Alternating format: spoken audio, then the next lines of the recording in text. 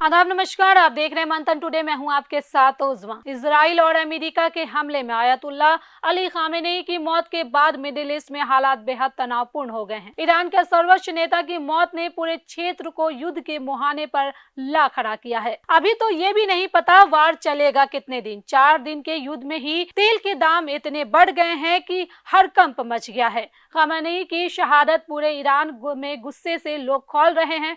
Iran चुप नहीं बैठेगा। जिस तरह से वह अमेरिका के आर्मी बेस पर मिसाइलें बरसा रहा है, उससे ही उसके पुख्ता इरादे साफ हैं। हम मरेंगे तो मरेंगे, लेकिन तुमको भी नहीं छोड़ेंगे। ईरान को छेड़कर अमेरिका फंस गया है। अब वह युद्ध को खत्म कर बीच से निकलना चाहता है। इसलिए डोनाल्ड ट्रंप ने ईरान को बात के मेज पर बैठने का प्रस्ताव दिया है, लेकिन ईरान ने उसको प्रस्ताव को ठुकरा दिया है और कहा कि भैया अब कोई बातचीत नहीं होगी। जब बातचीत ही करनी थी तो तुमने हमला क्यों किया? हमारे सुप्रीम लीडर को क्यों कत्ल किया? दरअसल तुम दुनिया में अमन नहीं चाहते। तुम्हारी ही वजह से रूस यूक्रेन युद्ध चल रही है, पाकिस्तान अफगानिस्तान में वार छिड़ा हुआ है और अब ईरान पर युद्ध थोप दिया है।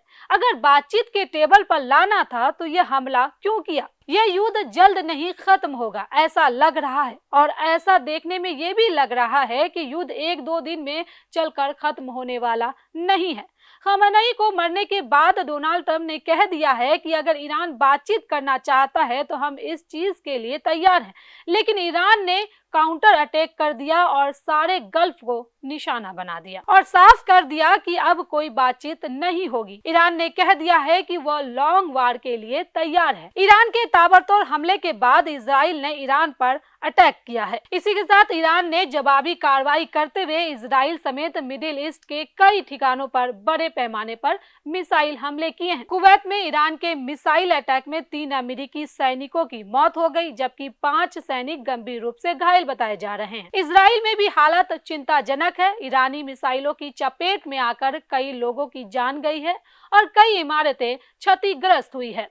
वहीं बहरीन में शेख ईसा में यूएस बेस पर ईरान का हमला हुआ, 20 ड्रोन और 3 मिसाइलें गिराई गई। वहीं इराक में अमेरिकी सैनिकों पर ईरान का हमला हुआ। एयरबिल एयरपोर्ट पर यूएस बेस को निशाना बनाया गया। ईरानी हमलों के बीच कुवैत में बंद किया गया अमेरिकी दूतावास। तेहरान में और बहरूत में इजराइल का ताबड़तोड़ अटैक हुआ।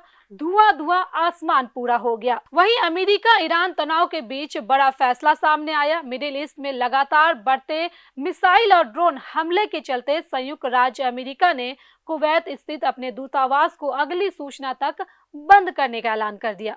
इसके साथ ही अमेरिका ने बहरीन, जॉर्डन और इराक से गैर जरूरी कर्मचारियों और उनके परिवारों को तुरंत देश छोड़ने का आदेश दिया है। बताया जा रहा है कि क्षेत्र में बढ़ते हमलों और संभावित खतरे को देखते हुए एहतियाती कदम उठाया गया है। मिडिल ईस्ट में हालात लगातार तनावपूर्ण बने हुए हैं और दुनिया की नजरें अब आने वाले घटनाक्रम पर टिकी है। मिडिल ईस्ट में बढ़ता यह टकराव अब वैश्विक चिंता का विषय बन चुका है। दुनिया की नजरें अब इस बात पर टिकी है कि क्या बातचीत से हालात संभलेंगे या फिर यह संघर्ष और भयानक रूप लेगा। फिलहाल पूरे क्षेत्र में हाई अलर्ट है और हालात तेजी से बदल रहे हैं। तो चलिए फिलहाल इस खबर में बस इतना ही। देश दुनिया के ऐसे तमाम बड़ी खबरों के लिए बने रहे मंथन टुडे के साथ। साथ ही हमारे चैनल को लाइक करें, सब्सक्राइब करें, फॉलो करें और निष्पक्ष पत्रकारिता देखना है तो देखते रहे मंथन टुडे। बहुत बहुत शुक्रिया।